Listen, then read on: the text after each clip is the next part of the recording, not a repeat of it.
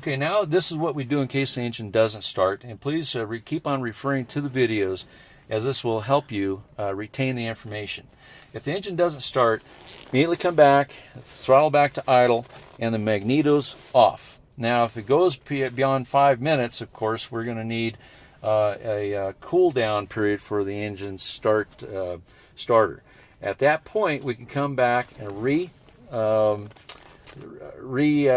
the sequence of the engine start, and of course the battery switch on, primer switch on.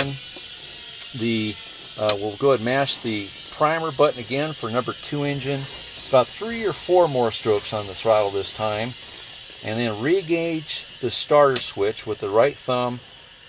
After 6 blades, the magneto's on, and at that point we're looking for an engine start, and release at that point 1,000 RPMs on the RPMs, and we're looking again for oil pressure.